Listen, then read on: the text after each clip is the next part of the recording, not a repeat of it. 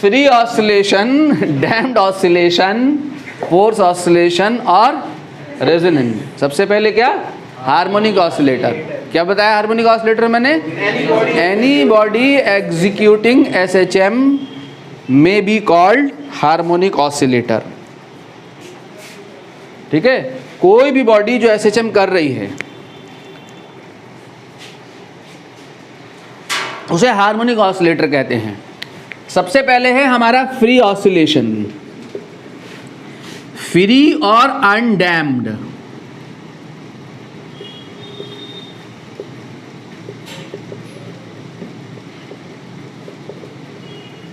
Free और undamped oscillation.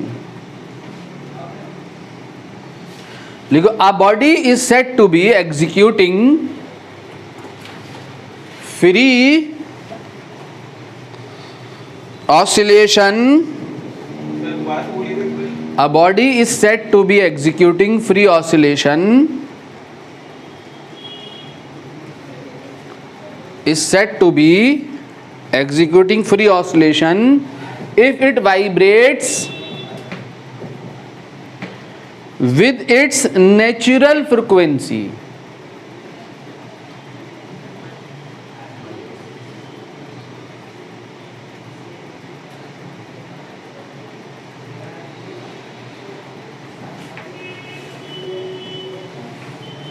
ठीक है, और किसी भी बॉडी का नेचुरल फ्रिक्वेंसी ऑफ ऑसिलेशन क्या होता है? मेरी बात सुनो बच्चों बहुत ध्यान से। हमने अभी तक जो पढ़ा एसएचएम में, वो ऐसा एसएचएम पढ़ा जो एक बार स्टार्ट हो गया तो कयामत तक चलता रहेगा।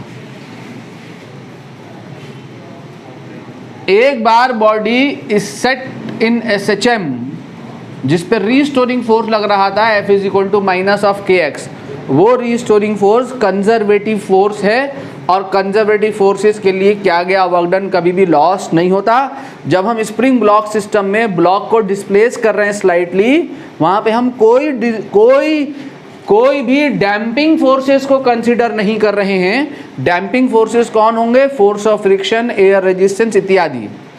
तो हम किसी भी तरीके के डैम्पिंग फोर्सेस उन फोर्सेस को कहते हैं जो मोशन को स्लो डाउन करते हैं। ठीक है, तो वहां पर हमने सिर्फ एक ही फोर्स कंसिडर किया है F is equal to minus of KX, जिसके अंतर्गत एसएचएम हो रहा है। ये रीस्टोरिंग फोर्स है जो कंजर्वेटिव नेचर का है। अगर हार्मोनिक ऑसिलेटर पे कोई F is equal to minus KX के अलावा कोई और फोर्स एक्ट नहीं कर रहा तो कभी भी amplitude of oscillation die out नहीं करेगा। जो ऑसिलेशन का एम्पलीट्यूड है, एक बार आपने सिंपल पेंडुलम को खींच के छोड़ा, जब वो एसएचएम करेगा तो एसएचएम ही करता रहेगा हमेशा हमेशा। ठीक है, बिकॉज हम यहाँ पर ऐसा कोई भी फैक्टर कंसीडर नहीं कर रहे जो इस बॉब की एनर्जी को लॉस कराए, कम कराए। Amplitude of oscillation die out नहीं करेगा, एसएचएम होता रहेगा। ऐसे ऑसिलेशन को हम फ्री ऑसिलेशन जो या अनडैम्प्ड ऑसिलेशन कहते हैं, जो रियल लाइफ में नहीं होते। ठीक है, रियल लाइफ में कौन सा ऑसिलेशन होता है? ऐसा ऑसिलेशन होता है डैम्प्ड ऑसिलेशन। जब हम सिंपल पेंडुलम को खींच के छोड़ेंगे तो धीरे धीरे धीरे धीरे एम्पलीट्यूड ऑफ ऑसिलेशन कम होता चला जाएगा समय के साथ, और फाइनली जो ऑसिलेशन क्या कर जाएगा? सीज हो जाएगा। ठीक है, अभी तक हम वो ऑसिलेशन पढ़ रहे थे जिसमें एम्पलीट्यूड ऑफ ऑसिलेशन बिल्कुल भी डाई आउट नहीं करता। तो बॉडी अगर कोई भी बॉडी अगर नेचुरल फ्रिक्वेंसी ऑफ ऑसिलेशन क्या होता है? किसी भी बॉडी का, किसी भी हार्मोनिक ऑसिलेटर का जो नेचुरल फ्रिक्वेंसी ऑफ ऑसिलेशन है वो कितना है? 1/2π√K/m। ये नेचुरल फ्रिक्वेंसी ऑफ ऑसिलेशन है। कोई भी बॉडी जो इस नेचुरल फ्रिक्वेंसी से ऑसिलेट कर रही है वो is said to be executing free oscillation. जब बॉडी इस नेचुरल फ्रिक्वेंसी से ऑसिलेट कर रही होगी तो उसके ऊपर जो फोर्स एक्ट कर रहा होगा, जो इस ऑसिलेशन की जो फोर्स इक्वेशन होगी वो क्या होगी बच्चों? पढ़ते आ रहे हैं अभी हम, F is equal to minus of KX। इसकी जो फोर्स इक्वेशन होगी वो क्या होगी? F is equal to minus KX। और डिफरेंशियल इक्वेशन क्या होगी?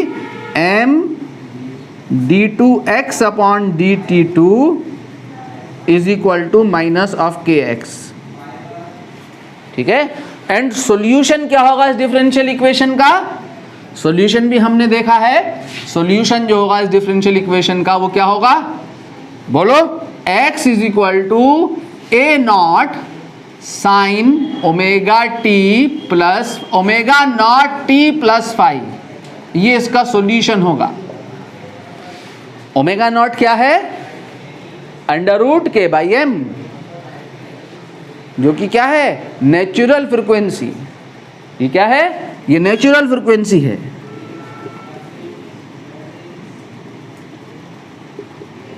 Natural frequency omega naught is equal to under root के बाई एम, और ए नॉट क्या है? Amplitude of S H M, जो कि क्या है, जो कि क्या है एम्पलीट्यूड, एम्पलीट्यूड ऑफ ऑसिलेशन कभी भी डाई आउट नहीं होगा। देखो यहाँ ये एम्पलीट्यूड है कितना, ए नॉट, ये एम्पलीट्यूड है माइनस ए नॉट, तो ए नॉट माइनस ए नॉट के बीच में ये एस एच एम होता रहेगा, एम्पलीट्यूड कभी भी डाई आउट नहीं होगा। कहाँ पे कंप्लीट हो रहा है? एक साइकिल पे एक ऑसिलेशन कंप्लीट हो जा रहा है, एक साइकिल पे एक ऑसिलेशन कंप्लीट हो रहा है ना, ठीक है। तो ये एम्पलीट्यूड ऑफ ऑसिलेशन कभी भी किसके बीच में एस एच एम हो रहा है? ए नॉट और माइनस ए नॉट के बीच में ऐसे एस एच एम हो रहा है, ठीक है। तो एम्पलीट्यूड ऑफ ऑसिलेशन कभी भी डाई आउट नहीं करेगा, ठीक है, कभी भी डाई आउट नहीं करेगा। एम्पलीट्यूड ऑफ ऑसिलेशन फिक्स रहेगा एम्पलीट्यूड। ऐसे ऑसिलेशन को फ्री ऑसिलेशन या अनडैम्प्ड ऑसिलेशन कहते हैं, जिसको हम अभी तक पढ़ रहे थे।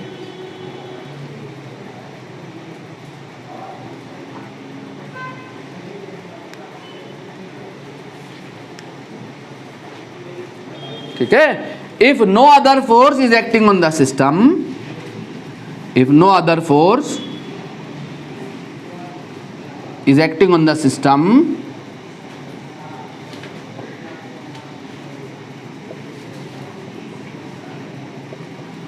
then F naught is a natural frequency and क्या होगा? Amplitude of oscillation, amplitude of oscillation A naught will remain constant.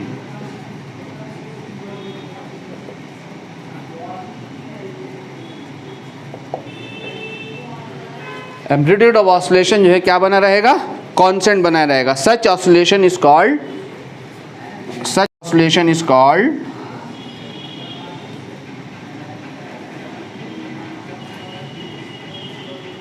Undamped oscillation और फ्री ऑसिलेशन।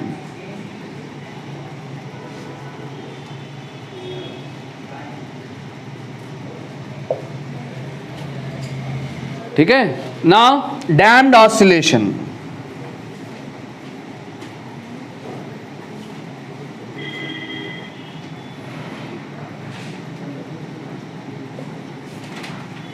डैम्प्ड ऑसिलेशन लिखो, energy is always lost due to, energy is always lost due to negative work done by damping forces.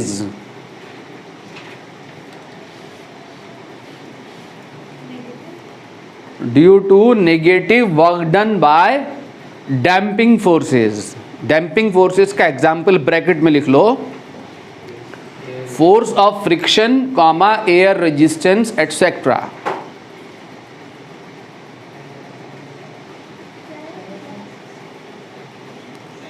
Force of friction, comma, air resistance etcetera, ठीक है। Bracket close करके लिखो, and amplitude of oscillation is continuously decreasing,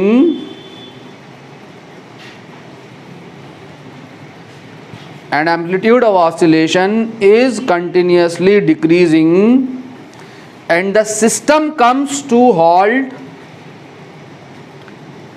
and the system comes to halt in due course, and the system comes to halt in due course. ठीक है, clear हो गया? तो ये जो डैम्पिंग फोर्स है बच्चों, ये जो डैम्पिंग फोर्स है किस पे डिपेंड करता है? Damping force is directly proportional होता है किसके? वेलोसिटी के। किसके डायरेक्टली प्रोपोर्शनल होता है? वेलोसिटी के। Damping force F is directly proportional to velocity. तो F इज इक्वल टू यहां पे आता है minus BV। Air resistance, body जितना ज्यादा हाई स्पीड से चलेगी एयर में, एयर रेजिस्टेंस उतना ही ज्यादा होगा। ठीक है, तो B ये डैम्पिंग फोर्स है, F is equal to minus of BV। यहां B जो है वो कहलाता है डैम्पिंग कांस्टेंट। B क्या कहलाता है? Damping constant. ठीक है, तो इक्वेशन ऑफ मोशन क्या हो जाती है हार्मोनिक ऑसिलेटर की? Equation of motion of oscillator of oscillating body जब डैम्पिंग फोर्स लग रहा है तो क्या हो जाएगी? F is equal to minus of KX। ये तो रीस्टोरिंग फोर्स है जो SHM करा रहा है, साथ में डैम्पिंग फोर्स भी लग रहा है माइनस ऑफ BV। समझे मेरी बात को? ये फोर्स SHM करा रहा है, ये फोर्स साइमल्टेनियसली एनर्जी को लॉस करा रहा है। तो एम्पलीट्यूड ऑफ ऑसिलेशन लगातार क्या होगा? डाई आउट होता चला जाएगा। ठीक है, तो यहां से इसका डिफरेंशियल इक्वेशन देखेंगे तो जो डिफरेंशियल इक्वेशन होगी वो होगी minus of KX minus of B into DX upon DT। ठीक है, ये डिफरेंशियल इक्वेशन हो गई इसकी। तो इसको सॉल्व करेंगे, जैसे वहां पर इसको सॉल्व करा ना हमने, इसको सॉल्व करके क्या मिला? x is equal to A naught sine omega naught T plus 5।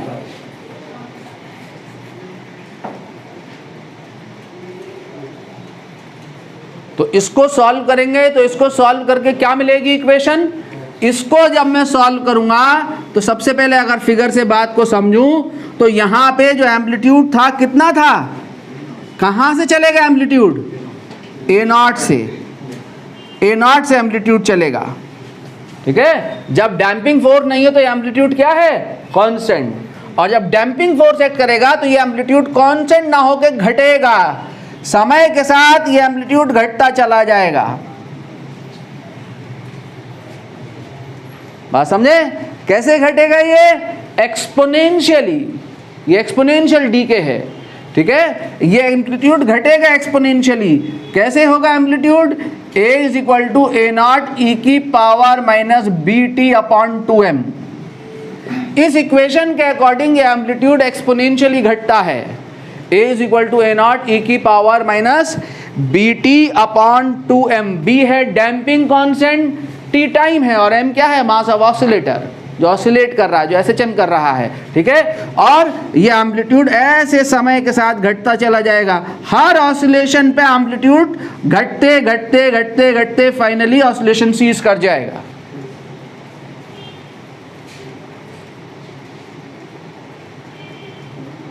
ठीक है, तो इसका सॉल्यूशन क्या होगा? साथ साथ एक और बात होगी कि जो हार्मोनिक ऑसिलेटर है अपनी इस नेचुरल फ्रीक्वेंसी से ऑसिलेट ना करके, ठीक है, इस एडिशनल फोर्स के आने की वजह से किसी और फ्रीक्वेंसी से ऑसिलेट कर रहा होगा। उस फ्रीक्वेंसी को डैम्प्ड फ्रीक्वेंसी कहते हैं। क्या कहते हैं? डैम्प्ड फ्रीक्वेंसी कहते हैं। ठीक है, तो सॉल्यूशन क्या होगा इस इक्वेशन का? तो solution of about differential equation is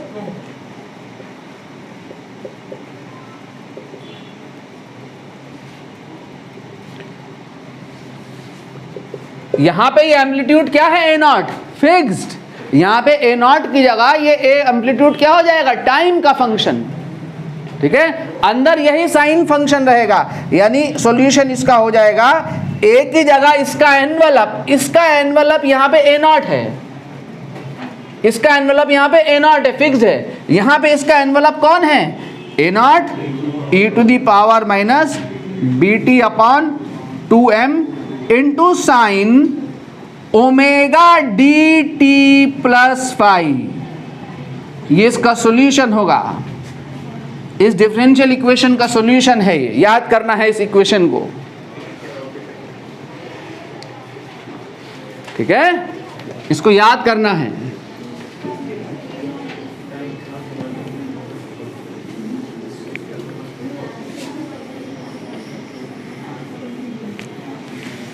सुनो मेरी बात ध्यान से, सुनते रहो। तो हमारे पास where omega naught D,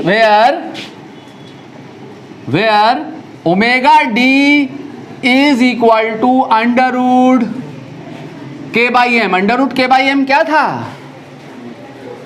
omega naught, natural frequency, ठीक है, क्या था?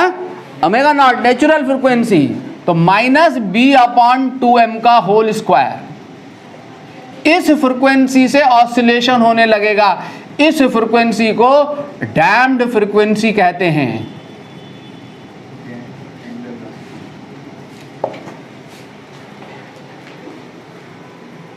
क्या कहते हैं? डैम्प्ड फ्रीक्वेंसी कहते हैं इसको, ठीक है। या you can say omega D is equal to under root, ये कितनी है? Omega naught square minus B upon 2m का होल स्क्वायर, ठीक है। फॉर स्मॉल डैम्पिंग, देखो फॉर स्मॉल डैम्पिंग, अगर डैम्पिंग स्मॉल है तो स्मॉल डैम्पिंग के लिए b क्या होगा? ऑलमोस्ट जीरो, b जीरो होगा स्मॉल डैम्पिंग के लिए। तो एम्पलीट्यूड तो घटेगा तो सही, लेकिन कैसे घटेगा? After a long long long time. Exponential decay बहुत स्लो होगा, स्लो डीके होगा एम्पलीट्यूड, लॉन्ग टाइम में जाके एम्पलीट्यूड घटेगा स्मॉल डैम्पिंग के लिए। तो जब स्मॉल डैम्पिंग होगी तो ये फैक्टर क्या होगा? Almost negligible. जब नेग्लिजिबल होगा तो ओमेगा डी जो होगा वो ऑलमोस्ट किसके बराबर होगा? ओमेगा नॉट के, ठीक है। तो जो डैम्पिंग फ्रीक्वेंसी होगी वो किसके इक्वल होगी? Almost natural frequency of oscillation के, ठीक है। तब अब फ्रीक्वेंसी तो वही बनी रहेगी, तब सॉल्यूशन जो होगा डिफरेंशियल इक्वेशन का क्या होगा? A naught minus of b T upon 2m into sine, यहाँ ओमेगा डी की जगह स्मॉल डैम्पिंग के लिए क्या आ जाएगा? Omega naught T plus 5। Natural frequency से ही लगभग ऑसिलेशन होगा। और डीके कैसे होगा? Amplitude slow, because small damping है, ठीक है। क्लियर हो गया? अगर मैकेनिकल एनर्जी देखोगे तो यहां मैकेनिकल एनर्जी का क्या होगा? बोलो, मैकेनिकल एनर्जी क्या होती है एसएचएम में? कांस्टेंट होती है, हाफ के ए स्क्वायर, याद है। बट यहां पे मैकेनिकल एनर्जी समय के साथ घटती चली जाएगी, क्योंकि डैम्पिंग फोर्स एक्ट कर रहा है। हर ऑसिलेशन में मैकेनिकल एनर्जी ऑसिलेटर की कम होते होते होते होते फाइनली क्या हो जाएगी? जीरो, ठीक है। कैसे घटेगी मैकेनिकल एनर्जी? यहाँ पे एम्पलीट्यूड देखो, ये वेरिएबल है, वहां पे एम्पलीट्यूड क्या है? कांस्टेंट। तो यहाँ पे एम्पलीट्यूड डाल दो, कितना डालोगे एम्पलीट्यूड? ए नॉट ई की power minus B T upon 2m का होल स्क्वायर, ठीक है। तो क्या आएगा मैकेनिकल एनर्जी? हाफ के ए नॉट ई की power minus B T upon M बचेगा, ठीक है। और ये क्या होगा? E naught maximum value energy की। तो कैसे घट रही है एनर्जी, मैकेनिकल एनर्जी? बोलो, ई नॉट से एक्सपोनेंशियली घट के जीरो हो जाएगी इनफाइनाइट टाइम में। मैकेनिकल एनर्जी समय के साथ घटेगी, यहां ऐसे ई नॉट से घटेगी,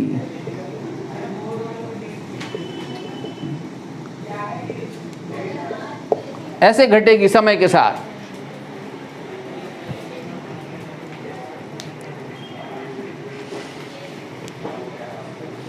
इसी से न्यूमेरिकल आता है सबसे ज्यादा डैम्प्ड ऑसिलेशन से, अगर न्यूमेरिकल पूछेगा आपसे तो। स्कूल में? हाँ जी, स्कूल में, कंपटीशन में, नीट में, जेई में।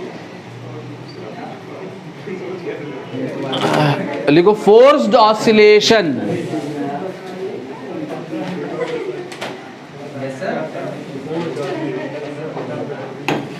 फोर्स्ड, ठीक है, नाम से पता लग रहा होगा आपको क्या है फोर्स ऑसिलेशन में, नाम से क्या पता लग रहा है कि फोर्स लगा के ऑसिलेट करा रहे हैं, जबरदस्ती फोर्स लगा के, बाहर से फोर्स लगाया। कैसा फोर्स कराएगा ऑसिलेशन बॉडी को? कांस्टेंट फोर्स तो नहीं कराएगा, कांस्टेंट फोर्स तो एक ही दिशा में ले जाएगा, पीरियोडिक फोर्स। अरे पीरियोडिक मोशन पीरियोडिक फोर्स कराएगा। एक्सटर्नल पीरियोडिक फोर्स लगा के, बाहर से बाहरी फोर्स लगाया, ऑसिलेटर के ऊपर बाहरी फोर्स लगाया और बाहरी फोर्स लगा के ऑसिलेटर को ऑसिलेट करा रहे हैं। और वो ऑसिलेटर जो बाहरी फोर्स है वो कैसा फोर्स है? पीरियोडिक। कैसा फोर्स है? Periodic force. पीरियोडिक किसे कहते हैं? जो रिपीट हो। एक बार इस डायरेक्शन में लगा 10 न्यूटन, फिर इस डायरेक्शन में लग गया 10 न्यूटन, कुछ समय के बाद फिर उतने ही समय के बाद फिर इस डायरेक्शन में लग गया, फिर इस डायरेक्शन में लग गया, फिर इस डायरेक्शन में लग गया। अगर ये साइनोसॉइडल, ये भी पीरियोडिक फोर्स है। देखो ये तो कांस्टेंट पीरियोडिक फोर्स है, इसमें खाली डायरेक्शन बदल रही, 10 न्यूटन माइनस 10 न्यूटन, ये भी पीरियोडिक फोर्स है।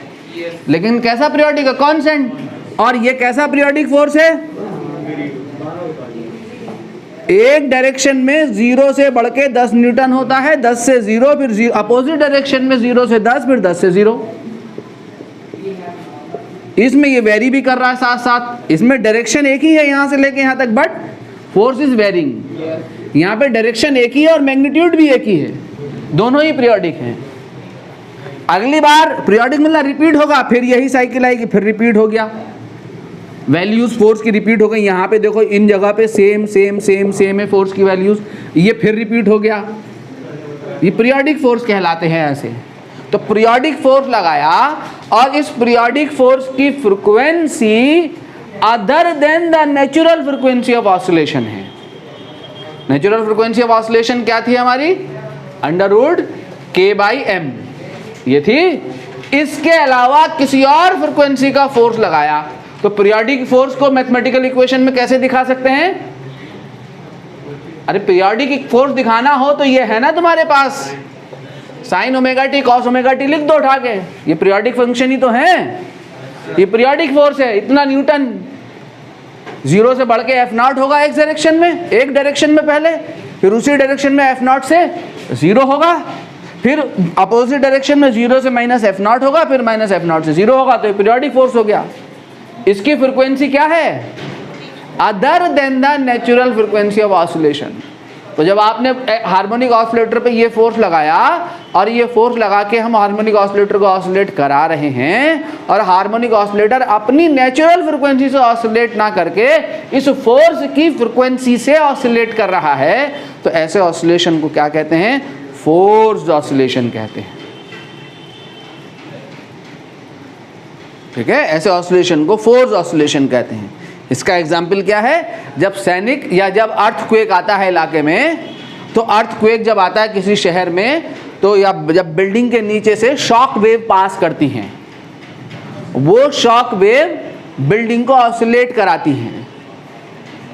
किस फ्रीक्वेंसी से ऑसिलेट कराती हैं? उसी फ्रीक्वेंसी से जो उनके शॉक वेव की जो फ्रीक्वेंसी है, उस फ्रीक्वेंसी से बिल्डिंग में वो फोर्स ऑसिलेशन प्रोड्यूस करती हैं। बिल्डिंग झूलने लगती है शॉक वेव की फ्रीक्वेंसी से, उस ऑसिलेशन को क्या कहते हैं? फोर्स ऑसिलेशन कहते हैं। सैनिकों का मार्च पास करते हुए देखा आपने? जब सैनिक मार्च पास कर रहे होते हैं ब्रिज पे से, जब सैनिक पास करते हैं तो सैनिकों का मार्च पास क्या है? पीरियोडिक फोर्स डेवलप करेगा ग्राउंड पे, पीरियोडिक फोर्स आएगा ना। एक सादा रैंडम मोशन में भागेंगे तो पीरियोडिक फोर्स नहीं आएगा। जब मार्च पास करेंगे तो पीरियोडिक फोर्स डेवलप करेंगे वो ब्रिज पे। तो जब ब्रिज पे पीरियोडिक फोर्स डेवलप करेंगे तो ब्रिज में ऑसिलेशन प्रोड्यूस होने लगेगा। किस फ्रीक्वेंसी से? उसी फ्रीक्वेंसी से जो सैनिकों के मार्च पास करने की फ्रीक्वेंसी है। ब्रिज ऑसिलेट करने लगेगा। ब्रिज पे, इस वाले ब्रिज पे खड़े हो जाओ फ्लैट पे, थोड़ी देर के लिए बस पास होगी तो हिलता है, पूरा पूरा हिलेगा। ऐसा ही होता है ना? ठीक है, तो ब्रिज ऑसिलेट करने लगेगा। सैनिकों के मार्च पास करने की फ्रिक्वेंसी से। अगर नीचे से कोई कार वाला पास हो जाए बहुत high music, powerful music system लेके, खिड़की दरवाजे खोल के, तो जो शीशे हैं वो क्या करने लगते हैं, वाइब्रेट करने लगते हैं। फोर्स ऑसिलेशन प्रोड्यूस करती हैं वहाँ पे जो वेव्स आ रही होती है, साउंड वेव्स जो प्रोड्यूस हो रही होती हैं वो पीरियोडिकली आके टकराती हैं। पीरियोडिक फोर्स डेवलप होता है शीशे पे, जिसकी वजह से शीशे के मॉलिक्यूल में ऑसिलेशन प्रोड्यूस होता है। कैसा? फोर्स ऑसिलेशन प्रोड्यूस होता है। उस ऑसिलेशन को क्या कहते हैं? फोर्स ऑसिलेशन कहते हैं।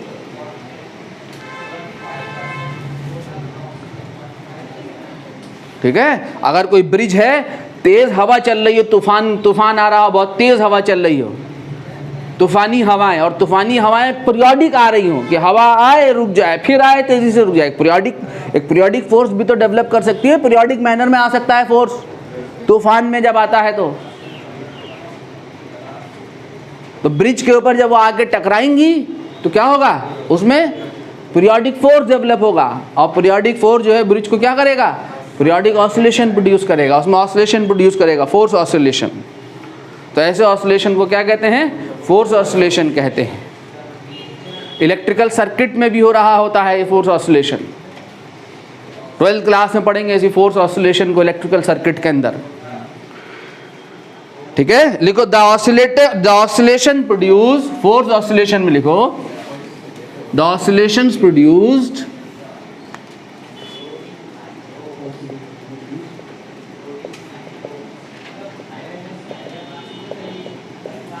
लिखो the oscillations produced by an oscillator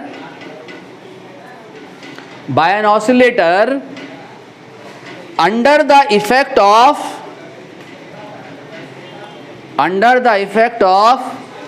an external periodic force of frequency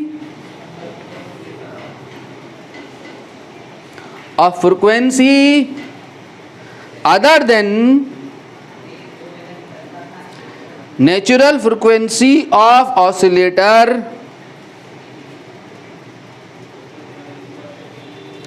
are called forced oscillations.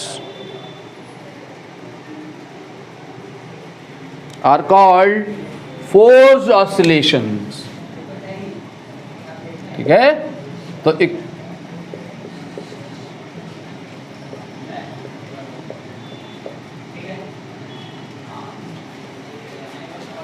External periodic force लगाया जिसकी frequency other than natural frequency of oscillation है, और वो बॉडी इस पीरियोडिक फोर्स की फ्रीक्वेंसी से ऑसिलेट कर रही है, तो उसे हम क्या कहते हैं? फोर्स ऑसिलेशन कहते हैं। इक्वेशन ऑफ मोशन जो होगी ऑफ सच बॉडी, ये लगा, ये तो वो है जो ऑसिलेशन दे रहा है बॉडी को। ये कौन है? ये क्या कर रहा है? डैम कर रहा है। डैम्पिंग तो हमेशा लगती है, ठीक है। और ये वो है जो क्या करा रहा है? ऑसिलेशन करा रहा है। किस फ्रीक्वेंसी का? इस फ्रीक्वेंसी ओमेगा का। ठीक है, ये होगी इक्वेशन। यहाँ पे अगर हम फोर्स की जगह पे डिफरेंशियल इक्वेशन दिखाना चाहें तो md2x/dt2 ऐसे लिख सकते हैं। ये इक्वेशन ऑफ मोशन है of such oscillation, force oscillation की। इसका सॉल्यूशन हम निकालें तो वही बात, हम सॉल्व तो करते नहीं, डायरेक्ट सॉल्यूशन लिखते हैं। यहाँ पे भी डायरेक्ट सॉल्यूशन लिखेंगे। तो solution of this differential equation, solution of this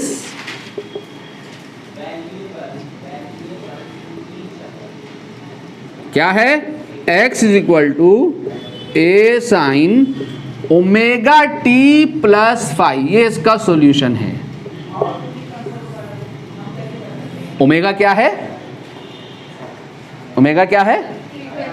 कौन सी फ्रीक्वेंसी है ये? इस फोर्स की। ऑसिलेटर जो है इस फोर्स की फ्रीक्वेंसी से ऑसिलेट कर रहा है। ठीक है, यहां पर ये जो A है ये बताना होगा आपको। वेयर A जो है वो होता है यहां F0/m/, under root omega square minus omega naught square का होल स्क्वायर प्लस b/2m का होल स्क्वायर।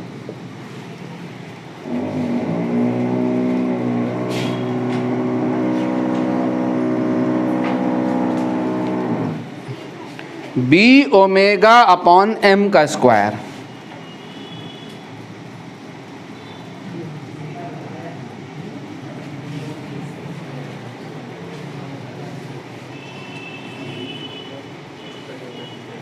समझ गया मेरी बात को? ये एम्पलीट्यूड है, ये एम्पलीट्यूड कौन सी? ये डायरेक्ट हैं, वैल्यूज डायरेक्ट हैं, ठीक है। ये है, ये इसका सॉल्यूशन है साइनसोइडल मैनर में, जहाँ पे एम्पलीट्यूड ये है। यानी एम्पलीट्यूड जो है वो डिपेंड करेगा किस पे? नेचुरल फ्रिक्वेंसी पे, फोर्स की फ्रिक्वेंसी पे और ये डैम्पिंग कांस्टेंट पे, ठीक है। वेयर ओमेगा नॉट जो है वो क्या है? Omega naught natural frequency, where omega naught is equal to under root k/m natural frequency. Note down. Now last is resonance.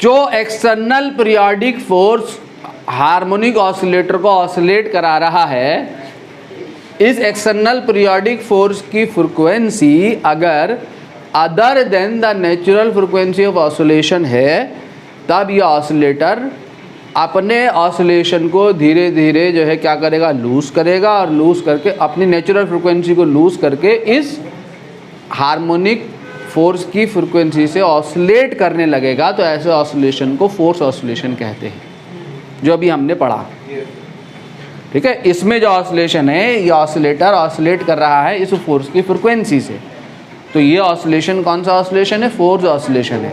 अगर ऐसा हो जाए कि इस हार्मोनिक ऑसिलेटर को ये जो एक्सटर्नल पीरियोडिक फोर्स ऑसिलेट करा रहा है, इस एक्सटर्नल पीरियोडिक फोर्स की फ्रीक्वेंसी इस हार्मोनिक ऑसिलेटर की फ्रीक्वेंसी के बराबर हो जाए, मैच कर जाए। अगर डैम्पिंग नहीं है तो ये फ्रीक्वेंसी कितनी हो जाए? Under root k/m। और अगर डैम्पिंग है तो कितनी हो जाए? Omega D is equal to under root omega naught square minus b/2m का होल स्क्वायर, जो डैम्प फ्रीक्वेंसी मैंने अभी बताई थी। जब डैम्पिंग होगी, जब डैम्पिंग होगी तो फ्रीक्वेंसी कितनी होगी? Omega D. और जब डैम्पिंग नहीं होगी तो फ्रीक्वेंसी कितनी होगी? Omega naught. अगर एक्सटर्नल पीरियोडिक फोर्स की फ्रीक्वेंसी इन एनी केस इसके ऑसिलेटर के फ्रीक्वेंसी ऑफ ऑसिलेशन के बराबर हो जाए, तो ये घटना रेजोनेंस कहलाती है। इन दैट केस क्या होगा? एम्पलीट्यूड ऑफ ऑसिलेशन क्या हो जाएगा? Very large. ये एम्पलीट्यूड ऑफ ऑसिलेशन क्या हो जाएगा? Very large. अगर जीरो डैम्पिंग है तो ओमेगा किसके बराबर? नेचुरल फ्रीक्वेंसी ओमेगा नॉट के बराबर। तब ये एम्पलीट्यूड ऑफ ऑसिलेशन क्या हो जाएगा? इनफाइनाइट। और अगर डैम्पिंग है तो क्या होगा एम्पलीट्यूड ऑफ ऑसिलेशन? मैक्सिमम। ठीक है, ये घटना रेजोनेंस कहलाती है। इसीलिए जब सैनिक मार्च पास कर रहे होते हैं तो उनको हिदायत दी जाती है कि ब्रिज अगर आ जाए रास्ते में तो मार्च पास करना छोड़ देना है। सैनिक कभी भी ब्रिज के ऊपर से, सोल्जर्स कभी भी मार्च पास करते हुए पास नहीं होते। क्यों? क्योंकि अगर रेजोनेंस आ गया तो amplitude of oscillation of the bridge very large हो जाएगा, ब्रिज कोलैप्स भी कर सकता है। वो 1 लाख में 1 चांस हो, वो क्या पता किसकी शामत आई, कब वो पहला चांस आ जाए। इसलिए ब्रिज से कभी भी सैनिक जो है वो मार्च पास करते हुए पास नहीं होते। इलाके में एक सी बिल्डिंग है, ठीक है, किसी सोसाइटी में कोई एक बिल्डिंग कोलैप्स कर गई, अर्थक्वेक आया, बाकी खड़ी रह गई। ऐसा हो सकता है कि किसी बिल्डिंग का फ्रीक्वेंसी ऑफ ऑसिलेशन जो है उस शॉक वेव की नेचुरल फ्रीक्वेंसी, किसी बिल्डिंग का नेचुरल फ्रीक्वेंसी ऑफ जो ऑसिलेशन उस शॉक वेव की फ्रीक्वेंसी के साथ मैच कर जाए। ऐसा हो गया तो रेजोनेंस अकर करेगा, amplitude of oscillation of the building large हो जाएगा और बिल्डिंग में कोलैप्स। ठीक है, ऐसा भी हो सकता है कि शीशे भी टूट जाएं। आपने कहानी सुनी होगी कि अकबर के जिस 9 रत्नों में से एक रत्न थे तानसेन, और वो जब अपना वो कहानी शुरू करते थे तो शीशे टूट जाते थे। तो ऐसा कुछ रेजोनेंस जैसी कंडीशन आती होगी। सुना है 9 रत्नों में तानसेन का नाम? ठीक है, ऐसे ही सैन फ्रांसिस्को या कोई और सिटी है अमेरिका, वो गूगल करोगे तुम्हें मिल जाएगा, एक ब्रिज कोलैप्स कर गया विंड की वजह से। बहुत मजबूत ब्रिज बनाया गया आज से 150-200 साल पहले, बहुत खतरनाक। पहले पुराने ज़माने में ब्रिज जो है इंजीनियरिंग का बहुत बड़ा नमूना होता था, आज भी है नहीं? पुराने ज़माने के ब्रिज राइम्स में ही पढ़ते हैं हम, लंदन ब्रिज फॉलिंग डाउन, जबकि उससे अच्छे अच्छे ब्रिज बन गए। तो उस दौर में ब्रिज बना, ठीक है, तो वो ब्रिज बना बड़ा ख़तरनाक टाइप का, लेकिन जो विंड, एक तूफ़ान आया और उस तूफ़ान की में इतनी ताकत नहीं थी कि वो उस ब्रिज को ब्रेक कर सकता, लेकिन उसके बाद ब्रिज ब्रेक हो गया, टूट गया ब्रिज। और रीज़न फाइंड आउट किया गया तो रीज़न मिला क्या? रेजोनेंस अकर कर गया वहाँ। ठीक है, तो ये घटना आपका रेजोनेंस कहलाती है। इलेक्ट्रिकल सर्किट में हम रेजोनेंस पढ़ते हैं एसी में। जो आपके पास एफएम जो आता है, एफएम स्टेशन से जब आप 98.3 मेगाहर्ट्ज रेडियो मिर्ची सेलेक्ट कर रहे होते हो, तो आप क्या करा रहे होते हो? रेजोनेंस कंडीशन जो है वहाँ मेट करा रहे होते हो। यही रेजोनेंस कंडीशन मेट करा रहे होते हो इलेक्ट्रिकल सर्किट में, जिसको हम 12th में जाके पढ़ेंगे। क्लियर? समझ गए मेरी बात को? लिखो, the phenomenon of setting a body into oscillations of large amplitude, the phenomenon of setting a body into oscillations of large amplitude by the influence of another vibrating body, the phenomenon of setting a body into oscillations of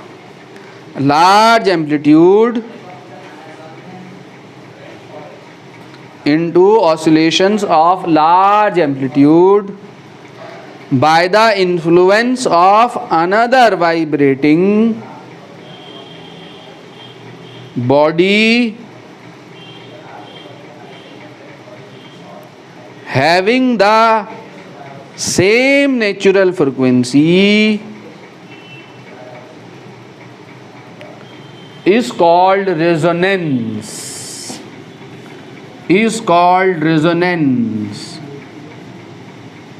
ठीक है, तो damping के लिए जो frequency क्या होगी? Damping के लिए जो एक्सटर्नल पीरियोडिक फोर्स है, इसकी फ्रीक्वेंसी किसके बराबर आ जाए? ओमेगा डी के। तो ओमेगा डी के बराबर आने का मतलब कितनी? √ω0² माइनस b/2m का whole square. In that case amplitude of oscillation क्या हो जाएगा? मैक्सिमम। और फॉर नो डैम्पिंग, अगर डैम्पिंग नहीं है यानी b 0 है, तो ओमेगा किसके बराबर होना चाहिए? ω0 के। तो जब ω0 के बराबर होगा और b 0 होगा तो एम्पलीट्यूड इन दैट केस क्या होगा? इनफाइनाइट। ये घटना जो है वो क्या कहलाती है? रेजोनेंस कहलाती है।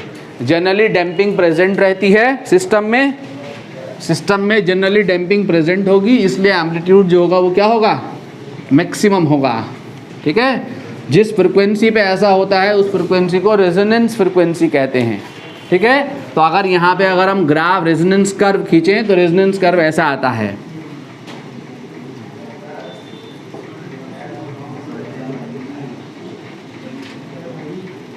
ये आपकी रेजोनेंस फ्रिक्वेंसी है, यू कैन से रेजोनेंस फ्रिक्वेंसी f0। ठीक है, ये एम्पलीट्यूड है।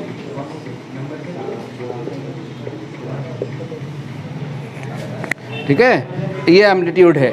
ये स्मॉल डैम्पिंग का केस है और ये लार्ज डैम्पिंग का केस है।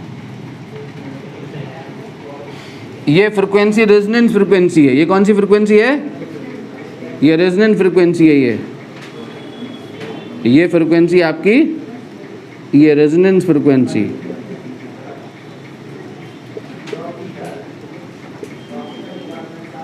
ठीक है, यहाँ पे खींचा है हमने F।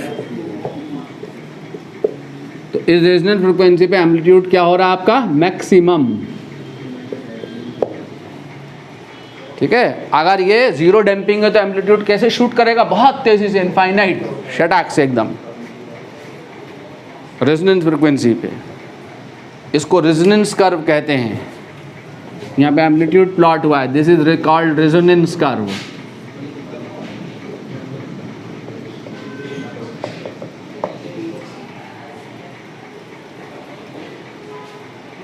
ठीक है बच्चों, वेव मोशन एंड साउंड अगली क्लास में हम शुरू करेंगे।